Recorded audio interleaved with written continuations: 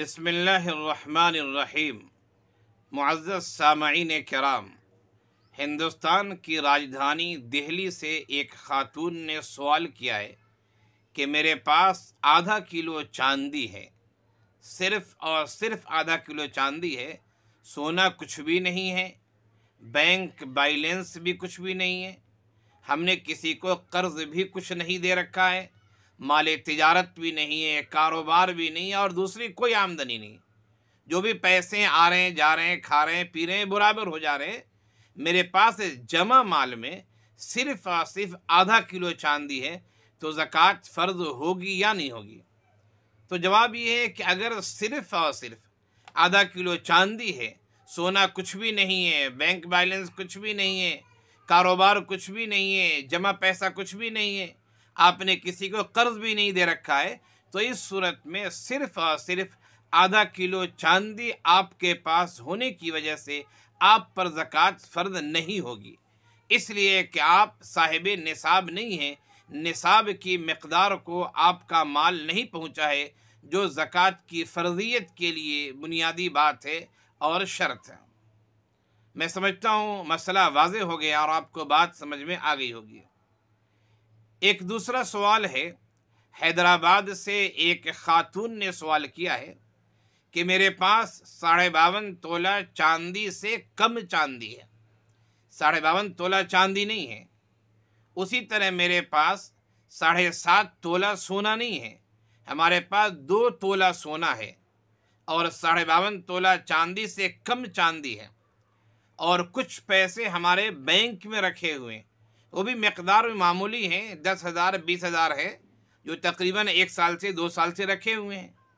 ہمارے پاس چاندی بھی وہ 1 1.5 سال سے ہے، سونا ہے وہ بھی 1 1.5 سال سے ہے۔ اسی طرح کچھ پیسے ایسے ہیں جو ہم نے قرض دوسروں کو دے رکھا ہے، تقریباً 1,00,000 1.5 لاکھ روپے دوسروں کو دے رکھے ہیں، جو پیسے آنے کی امید ہے۔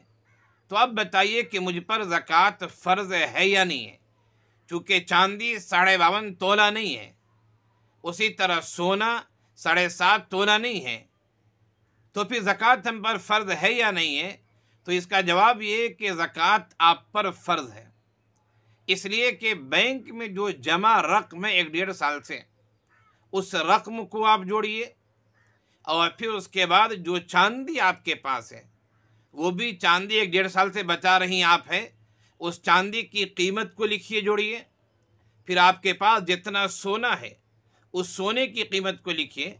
پھر آپ نے جو 1 1.5 لاکھ روپے دوسروں کو دے رکھے قرض کے طور پر، اسے آپ جوڑیے۔ ان تمام کو جوڑنے کے بعد آپ دیکھیں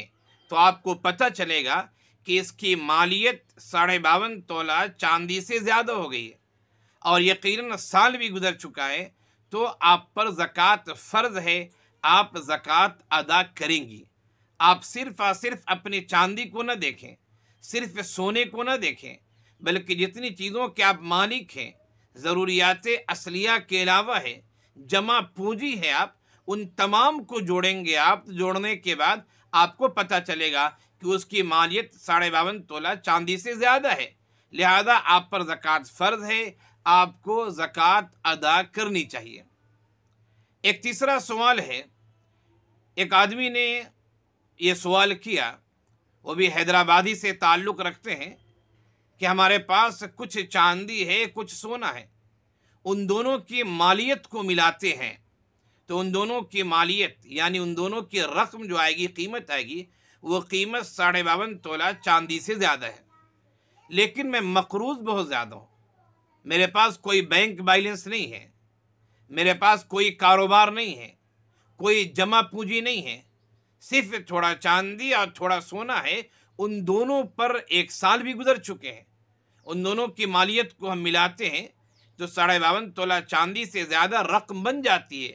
لیکن ہم پر قرض تقریباً جو ہے 1.5 لاکھ 2 لاکھ قرض ہے، یا یہ سمجھیے کہ جتنی مالیت بن رہی ہے اس سے زیادہ ہم مقروض ہیں، تو پھر ہم پر زکوٰۃ ہے یا نہیں ہے؟ تو اس صورت میں آپ پر زکوٰۃ نہیں ہوگی۔